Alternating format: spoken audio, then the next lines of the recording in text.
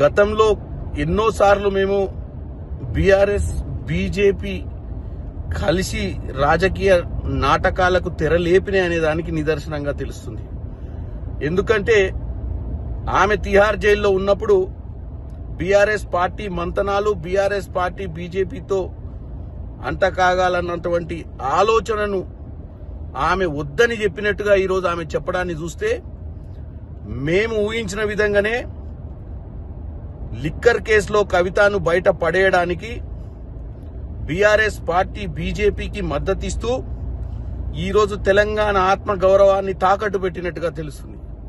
8 మంది ఎంపీలు గెలవడానికైనా ఈ మధ్య జరిగినటువంటి ఎమ్మెల్సీ ఎన్నికలల్లో బీజేపీ గెలుచుకున్న సీట్లు చూసినా, బీఆర్ఎస్ నిలబడకపోవడానికి కారణం చూసినా ఇదంతా కూడా ఈరోజు క్లియర్ గా మనకు తెలిసిపోయింది.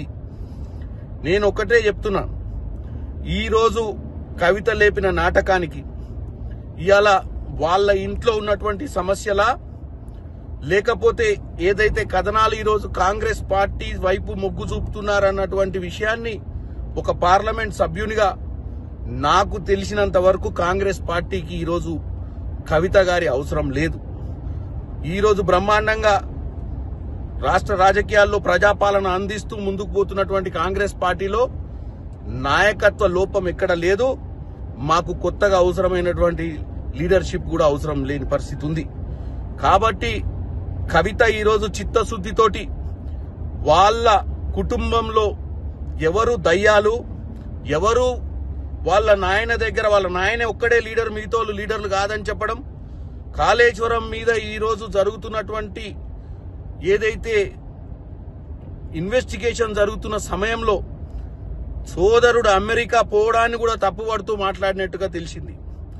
దీన్ని బట్టి చూస్తే కవిత గారికి ఈరోజు తెలంగాణ ప్రజల ముందు వాస్తవాలు చెప్పాలనుకుంటే ఉట్టి మాటలు లేఖలతో కాదు, ఆ దయ్యాలు 10 సంవత్సరాల్లో తెలంగాణలో దోచుకున్నటువంటి డబ్బులు ఏ విధంగా దోచుకుర్రో, ఎందుకంటే కవిత కూడా ఆ రోజు విట్నెస్ గా ఉంది.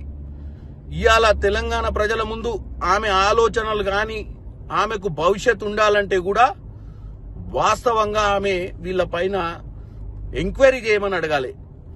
ఎంక్వైరీకి కావాల్సినటువంటి డాక్యుమెంటేషన్ గాని, ఎంక్వైరీకి కావాల్సినటువంటి స్టేట్మెంట్స్ గాని ఆమె ఇవ్వాలి.